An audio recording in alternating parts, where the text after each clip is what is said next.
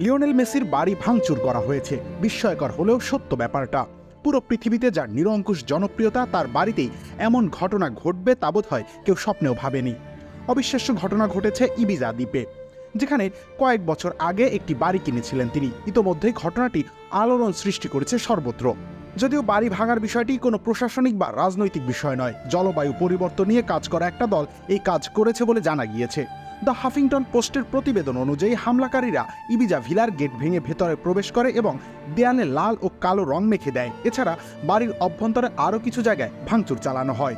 জানা গিয়েছে ফিউচারো ভেগেটাল নামক একটা জলবায়ু পরিবর্তন গোষ্ঠী এমনটা করেছে। সামাজিক মাধ্যমে তারা এটি নিয়ে পোস্ট করেছে, যেখানে দুজনকে একটি ব্যানার হাতে নিয়ে দাঁড়িয়ে থাকতে দেখা যায় এবং ব্যানারে লেখা ছিল, পৃথিবীকে সাহায্য করো, ধনীদের ধ্বংস করো, পুলিশকে বাতিল করো।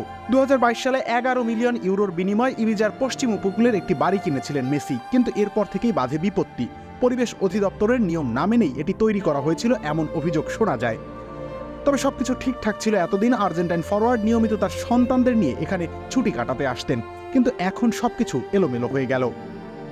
এ ব্যাপারে ফিউচারো ভেগেটাল বলে, আমরা ইবিজায় মেসির অবৈধ বাড়িতে প্রবেশ করে সেখানে রং করেছি। এটা অবৈধভাবে নির্মাণ করা হয়েছে, যা তিনি 11 মিলিয়ন ইউরোর বিনিময়ে অধিগ্রহণ করেছিলেন।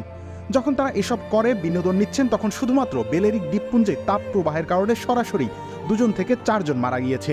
ইন্টার মায়ামি তারকা অবশ্য এখনও এসব নিয়ে কোনো পদক্ষেপ গ্রহণ করেননি। আপাতত নিজেকে নিয়ে ব্যস্ত আছেন তিনি। কবে নাগাদ মাঠে ফিরবেন সেটাও নিশ্চিত নয়। রবিউল ইসলাম রনি, খেলা 71।